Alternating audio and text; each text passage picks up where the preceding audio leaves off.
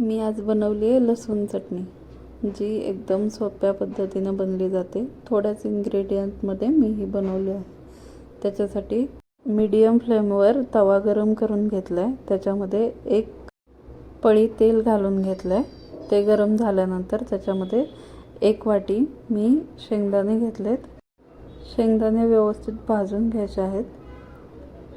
त्याच्यानंतर त्याच्यामध्ये मी 15 ते 20 अशा लसणाच्या पाकळ्या टाकून घेतल्यात.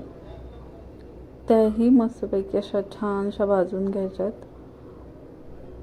शेंगदाण्यांना खरपूस भाजून घेऊन त्याच्यामध्ये अर्धी वाटी खोबऱ्याचा खीस घालून घ्यायचा आहे. तुम्ही हवा असल्यास खोबऱ्याचे तुकडे देखील घालू शकता. मी खोबऱ्याचा खीस वापरलेला आहे. तर ते तिन्ही एकत्र व्यवस्थित भाजून घ्यायचे आहेत. भाजून झाल्यानंतर ना ते व्यवस्थित एकदम भाजून घेतल्यानंतर आपण एका प्लेटमध्ये काढून घेणार आहोत. थंड करून मग मिक्सर जारमध्ये ट्रान्सफर करायचे आहेत. त्याच्यामध्ये आपण चवीनुसार मीठ घालणार आहोत. तुम्ही तुमच्या चवीनुसार मीठ घालू शकता.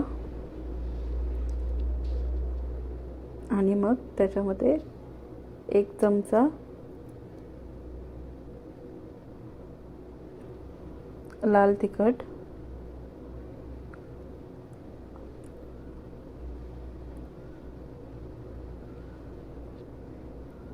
आणि हे सर्व आता आपण मिक्सरला लावून घेणार आहोत. तुम्ही बघू शकता टमाटरची चटणी अशा प्रकारे बनून तयार आहे. याच्यामध्ये जास्त काही वापरायची गरज नाही. थोड्याशाच इन्ग्रेडियंट्समध्ये अशी छानपैकी चटणी बनवून तयार होते. तुम्ही ही चटणी कांदा, भाकरी किंवा मग कोणाकोणाला भात याच्यासोबत खायला आवडते. मला ही भाकरीसोबत जास्त आवडते. तुम्ही कशासोबत खाता हे मला नक्की कमेंट करून सांगा. व्हिडिओ आवडल्यास चॅनलला सबस्क्राईब करा आणि व्हिडिओला लाईक करायला विसरू नका. धन्यवाद.